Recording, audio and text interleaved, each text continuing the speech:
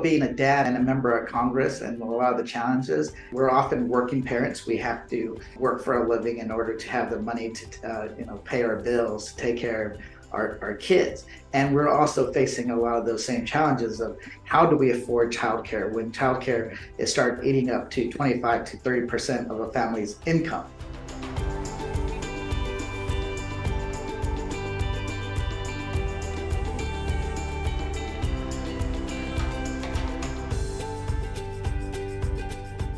Hodge is probably one of the youngest that has been on the floor for the vote. People bring their babies all the time, but he's also one of the youngest, but one of the few that has been in a baby carrier during a speaker's vote, which I think the House historian has mentioned that was a moment in history. When I had Hodge there, I was standing next to AOC, and I said, hey, I'm here on behalf of my son Hodge, and I'm doing this for all the families that need a national paid family leave and an enhanced child tax credit.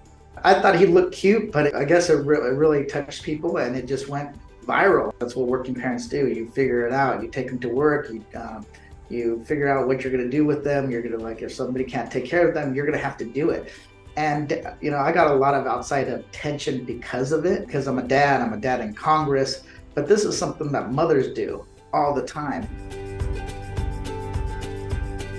So we started the Dads Caucus, one, to push back against the outdated notion that mothers are the default parent, that they're the ones that should take all the responsibility when it comes to taking care of the children, when it comes to taking them to a doctor's appointment or a dentist appointment, that dads need to do their part and do more at home.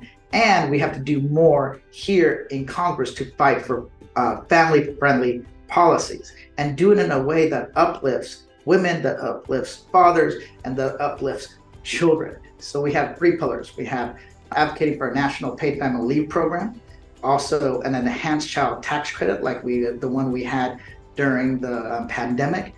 And the last thing is affordable childcare, which is going to be a bigger and bigger challenge for families.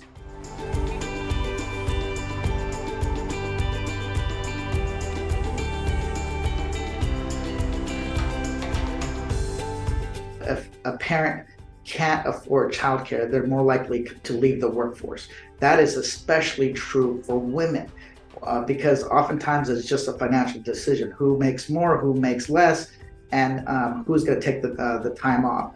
Unfortunately, women, because of discrimination, because of structural barriers, have never received their fair share of pay for doing the same job. So Biden's executive orders is going to help direct a lot of the agencies to figure out, okay, what can you do at the federal agency level for your own employees? And the federal workforce is massive. So what can you do to help them? It's not the end, it's a start.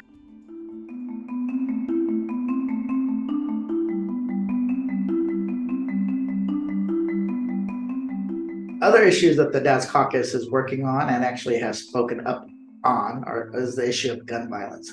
We know that this is the number one killer of kids, guns, and the Republicans refuse to do anything about it because as a new dad, my son's only 8 months old, he will end up going to school one day. And I don't want to have to worry about my kid being gunned down in school. No parent should have to worry about that, but that's what is the reality here in America today. But gun violence is one issue that I believe that dads have to speak up about and try to get some legislation passed.